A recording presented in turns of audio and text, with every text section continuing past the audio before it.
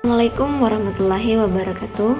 Perkenalkan, nama saya Meli Alvira dengan NIM H05233118 dari Prodi PGSDC angkatan 2023. Nah, di sini saya akan menjelaskan mengenai media pembelajaran, mulai dari pengertian, tujuan, manfaat, dan lain sebagainya.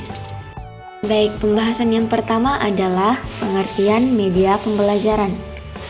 Nah, kata media berasal dari bahasa Latin medius yang secara harfiah berarti tengah, perantara, ataupun pengantar. Nah, dalam bahasa Arab, media adalah perantara atau pengantar pesan dari pengirim kepada penerima pesan. Gerlach dan Elgi 1971 mengatakan bahwa media apabila dipahami secara garis besar adalah manusia, materi atau kejadian yang membangun kondisi yang membuat siswa mampu memperoleh pengetahuan, keterampilan, ataupun sikap. Nah, dalam pengertian ini, guru, buku teks, dan lingkungan sekolah merupakan media. Secara lebih khusus, pengertian media dalam proses belajar mengajar cenderung diartikan sebagai alat-alat grafis, alat-alat fotografis atau elektronis untuk menangkap, memproses, dan menyusun kembali informasi visual ataupun verbal. Kemudian istilah media bahkan sering dikatakan atau dikaitkan dengan dipergantikan dengan kata teknologi yang berasal dari Latin techne dan logos yang berarti ilmu. Kemudian pembahasan selanjutnya adalah tujuan media pembelajaran. Nah, media merupakan salah satu bentuk alat untuk membantu guru dalam proses belajar mengajar di kelas. Media juga mampu menyalurkan pesan serta merangsang perasaan dan kemauan siswa sehingga mendorong terjadinya proses belajar pada setiap siswa. Akan tetapi, penggunaan media setidaknya dikemas sekreatif mungkin oleh seorang guru. Hal itu bertujuan untuk meningkatkan proses belajar mengajar yang menyenangkan. Nah, salah satu media yang dapat digunakan oleh guru adalah bersifat visual. Fungsinya menarik dan mengarahkan perhatian siswa untuk berkonsentrasi pada isi pelajaran. Karena itulah penggunaannya harus disesuaikan dan berkaitan dengan materi pelajaran yang akan diberikan. Nah, guru dapat dengan mudah memanfaatkan media gambar ataupun animasi. Cara sederhana, guru mencari gambar yang sesuai dengan materi pembelajaran di internet, mengunduhnya, kemudian mencetaknya. Nah, gambar yang berwarna dapat memfokuskan pandangan dan mengarahkan perhatian para siswa kepada pelajaran yang akan mereka terima. Dengan adanya media pembelajaran, maka tradisi lisan dan tulisan dalam proses pembelajaran dapat diperkaya dengan berbagai media pembelajaran. Dengan tersedianya media pembelajaran, untuk peserta didik dapat menciptakan berbagai situasi kelas, menentukan metode pengajaran yang akan dipakai dalam situasi yang berlainan, dan menciptakan iklim yang emosional sehat di antara peserta didik. Bahkan alat ataupun media pembelajaran ini dapat membantu membawa dunia luar ke dalam kelas. Dengan demikian, ide yang abstrak dan asing sifatnya menjadi mudah dimengerti oleh peserta didik. Dalam pembelajaran, alat atau media pembelajaran jelas sangat diperlukan, sebab alat ataupun media pembelajaran ini memiliki peranan yang besar dan berpengaruh terhadap pencapaian tujuan pendidikan yang diinginkan. Nah, yang pertama adalah kegunaan media pembelajaran dalam proses belajar mengajar. Di antaranya, media pembelajaran dapat memperjelas penyajian pesan supaya tidak terlalu verbalitas. Kemudian yang kedua, media pembelajaran dapat membatasi keterbatasan ruang, waktu, dan daya indera. Misalnya, objek yang terlalu besar bisa digantikan dengan realita gambar, film bingkai, ataupun model. Kemudian yang ketiga, dengan menggunakan media pembelajaran secara tepat dan bervariasi, ini dapat diatasi dengan sikap pasif anak. Kemudian fungsi dan manfaat dari media pembelajaran. Nah, Levy dan Lenz 1982 mengemukakan 4 fungsi media pembelajaran, khususnya media visual. Nah, yang pertama adalah fungsi atensi media visual. Nah, merupakan inti atau yaitu menarik dan mengarahkan perhatian siswa untuk berkonsentrasi kepada isi pelajaran yang berkaitan dengan makna visual yang ditampilkan atau menyertai teks materi pelajaran. Nah, seringkali pada awal pelajaran, siswa tidak tertarik dengan materi pelajaran atau mata pelajaran itu merupakan salah satu pelajaran yang tidak disenangi oleh mereka, sehingga mereka tidak memperhatikan. Nah, media gambar, khususnya gambar yang diproyeksikan melalui overhead projector, dapat menenangkan dan mengarahkan perhatian mereka kepada pelajaran yang akan mereka terima.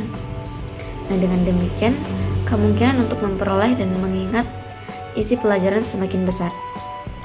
Nah, kemudian fungsi yang kedua yaitu fungsi afektif media visual. Nah, fungsi ini dapat terlihat dari tingkat kenikmatan siswa ketika belajar atau membaca teks yang bergambar, atau lambang visual dapat menggugah emosi dan sikap siswa. Misalnya, informasi yang menyangkut masalah sosial ataupun ras. Kemudian fungsi yang ketiga adalah fungsi kognitif media visual. Nah, fungsi ini terlihat dari temuan-temuan penelitian yang mengungkapkan bahwa lambang visual atau gambar memperlancar pencapaian tujuan untuk memahami dan mengingat informasi maupun pesan yang terkandung dalam gambar. Kemudian fungsi yang terakhir adalah fungsi kompensatoris. Fungsi ini terlihat dari hasil penelitian bahwa media visual yang memberikan konteks untuk memahami teks membantu siswa yang lemah dalam membaca untuk mengorganisasikan informasi dalam teks dan mengingatnya kembali. Dengan kata lain, media pembelajaran berfungsi untuk mengakomodasikan siswa yang lemah dan lembut menerima dan memahami isi pelajaran yang disajikan dengan teks ataupun disajikan secara verbal. Berikutnya adalah manfaat media pembelajaran. Yang pertama adalah media pembelajaran dapat memperjelas penyajian pesan dan informasi. Kemudian yang kedua, media pembelajaran dapat meningkatkan dan mengarahkan perhatian anak sehingga dapat menimbulkan motivasi belajar. Kemudian manfaat yang ketiga, media pembelajaran dapat mengatasi keterbatasan indera, ruang, dan waktu. Kemudian yang terakhir, media pembelajaran dapat memberikan kesamaan pengalaman kepada siswa tentang peristiwa-peristiwa di lingkungan mereka. Kemudian materi selanjutnya adalah pengenalan beberapa media pembelajaran. Nah, Kemp dan Dayton 1985 mengelompokkan media ke dalam 8 jenis. Nah, yang pertama adalah media cetakan. Nah, media cetakan meliputi bahan-bahan yang disiapkan di atas kertas untuk pengajaran dan informasi. Nah, di samping buku teks atau buku ajar, termasuk pula lembaran penuntun berupa daftar cek tentang langkah-langkah yang harus diikuti ketika mengoperasikan sesuatu peralatan ataupun memelihara peralatan.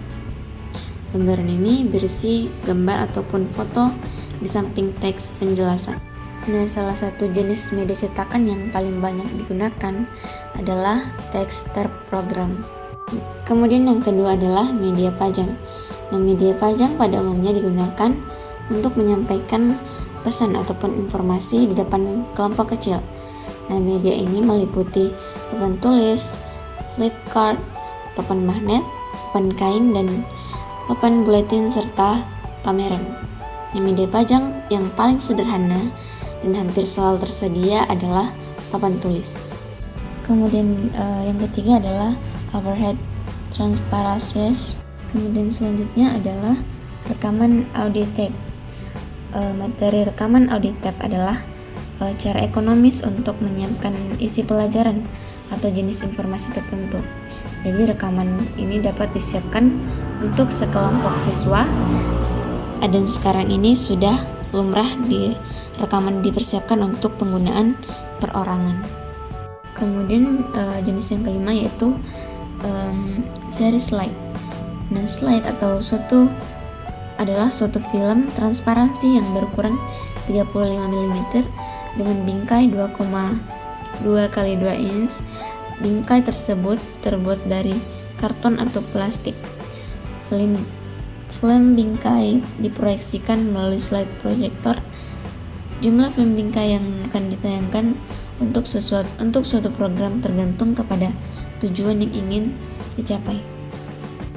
Kemudian yang keenam ada penyajian multi-image. Ketujuh, rekaman video atau film hidup. Nah, film atau gambar yang hidup merupakan gambar-gambar yang dalam frame, di mana frame demi frame diproyeksikan melalui lensa proyektor secara mekanis, sehingga pada layar terlihat gambar itu hidup. Kemudian yang terakhir adalah komputer. Nah, komputer adalah mesin yang dirancang khusus untuk memanipulasi informasi yang diberi kode. Mesin elektronik yang otomatis melakukan pekerjaan dan perhitungan sederhana dan rumit. Kemudian selanjutnya adalah jenis klasifikasi media pembelajaran.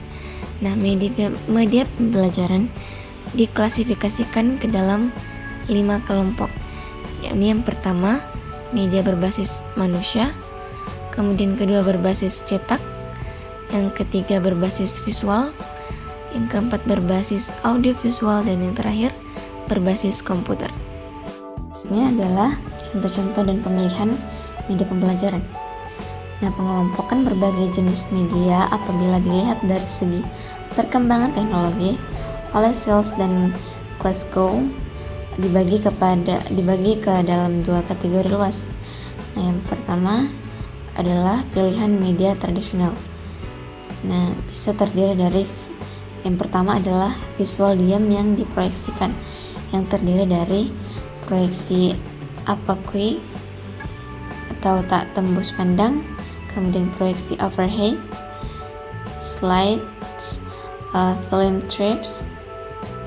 Kemudian bagian B atau yang kedua adalah visual yang tidak diproyeksikan. Pertama adalah gambar ataupun poster, kemudian foto, kemudian cards, grafik, diagram, pameran, papan info, dan papan bulu. Kemudian yang ketiga itu audio, bisa berupa rekaman piringan ataupun pita kaset, reel, dan ataupun cartridge. Kemudian yang keempat adalah penyajian multimedia yang bisa berupa slide plus suara, kemudian multi image.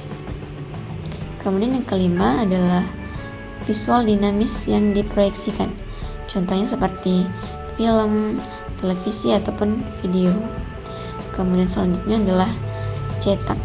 Nah, ini bisa berupa buku teks, modul ataupun teks terprogram, workbook, majalah ilmiah, lembaran lepas atau hangout. Kemudian selanjutnya adalah permainan yang bisa berupa teka-teki, simulasi, dan permainan papan. Kemudian realia bisa berupa model, spesimen, ataupun manipulatif.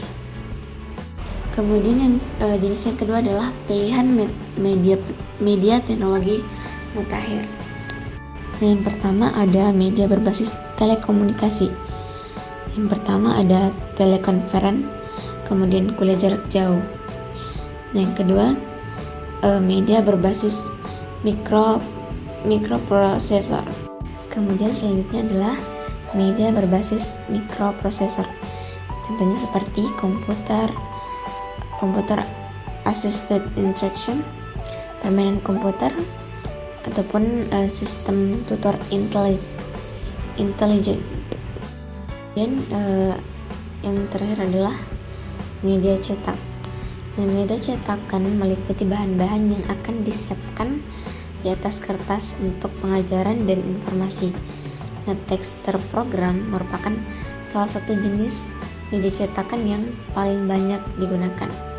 Nah, dalam buku teks terprogram, informasi disajikan secara terkendali, dalam artian bahwa siswa hanya memiliki akses untuk melihat ataupun membaca teks yang diinginkan langkah demi langkah. Kemudian beberapa kelebihan dari media cetak termasuk teks terprogram adalah: pertama, siswa dapat belajar dan maju sesuai dengan kecepatan masing-masing. Kemudian di samping itu dapat mengulangi materi dalam media cetakan, siswa akan mengikuti urutan pikiran secara logis. Kemudian yang ketiga, perpaduan teks dan gambar dalam halaman cetak sudah merupakan hal yang lumrah, dan ini dapat menambah daya tarik serta dapat memperlancar pemahaman informasi yang disajikan dalam dua format, yaitu verbal dan visual. Kemudian yang keempat, khusus pada teks terprogram, siswa akan berpartisipasi, berinteraksi dengan aktif karena harus memberi respons terhadap pertanyaan dan latihan yang disusun. Siswa dapat segera mengetahui apakah jawabannya benar ataupun salah. Kemudian ada juga keterbatasan dari media cetak tersebut. Di antaranya yang pertama, sulit menampilkan gerak dalam halaman media cetakan. Kemudian yang terakhir adalah biaya pencetakan akan mahal apabila ingin menampilkan ilustrasi, gambar ataupun foto yang berwarna-warni. Tadi pembahasan mengenai media pembelajaran. Saya mohon maaf apabila ada salah kata dalam penjelasan mengenai materi tadi. Saya akhiri. Wassalamualaikum warahmatullahi wabarakatuh.